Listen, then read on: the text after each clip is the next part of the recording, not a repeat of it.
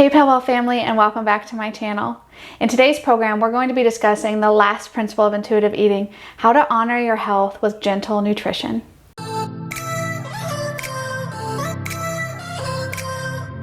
You might be wondering, why is gentle nutrition the last principle for intuitive eating? Well, because with intuitive eating, nutrition is not rigid, it's not restrictive, and it's not extreme. It's gentle, meaning it's flexible, fluid, forgiving, and balanced. With diet culture, nutrition is pretty black and white. There are lots of food rules, and if broken, those can elicit feelings of guilt and shame. But with gentle nutrition, there are flexible guidelines that you get to choose what works best for you. This principle was chosen to be the last principle on purpose.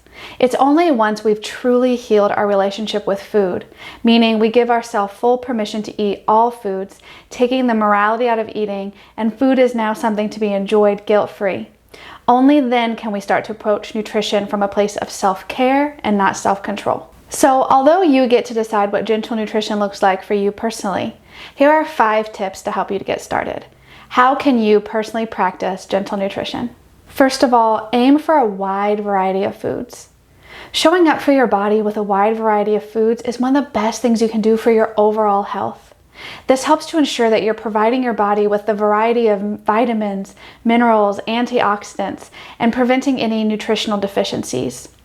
Eating a wide variety of foods also helps us to feel less restricted and deprived, which leads to greater food satisfaction.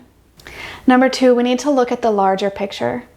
Diet culture has become so obsessed with nutrition that it has us zooming in on everything at such a micro level that it's making us become obsessed. But we don't need to evaluate our nutrition and health on a meal-by-meal or even a day-by-day basis.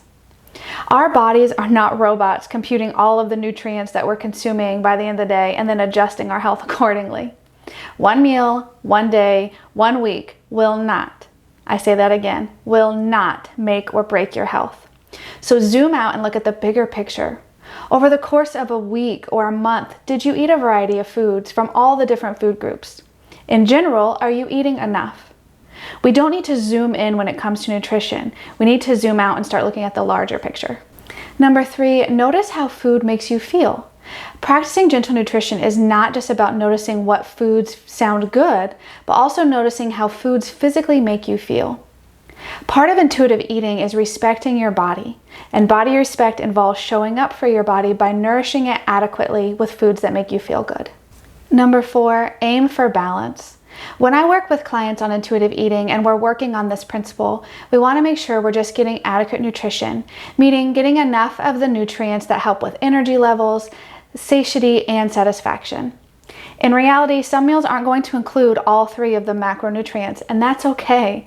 This is just a guideline, not something you have to follow 100% all the time for all your meals. And number 5, we need to be thinking of our nutrition for self-care, not self-control. Gentle nutrition is about practicing nutrition from a place of self-care. Eating a salad because it makes you feel good and you want to nourish your body with things that make you feel good.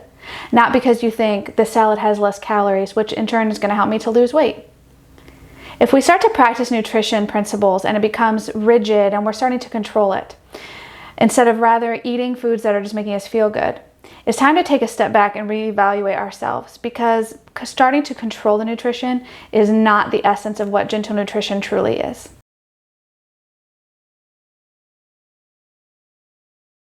So if it starts to feel difficult to tell the difference between self-care and self-control, ask yourself these 3 questions. Do my eating behaviors feel balanced, fluid, and expansive? Or do they feel rigid, restrictive, controlling? If I veer from the nutrition standards that I've set for myself, do I feel guilt or shame? And last of all, if there's no chance that these behaviors will help me lose weight, would I still engage in them? Remember that gentle nutrition is not a one-size-fits-all approach. You get to decide what gentle nutrition looks like for you. And again, if that feeling is challenging, know that you're not alone. It's a deep topic. And if you want to unpack it further with someone, feel free to check out our virtual coaching sessions, which I'll include in a link in the description below. Thank you, Powell family, for joining me on this 10-week journey of the principles of intuitive eating. I hope that you've been able to start this journey and you're starting to truly heal your relationship with food. It's time. Ditch the diet and start to enjoy foods and the experiences in life that foods provide.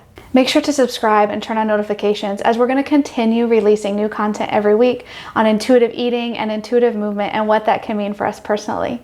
So until next time, Pet Well family, be well.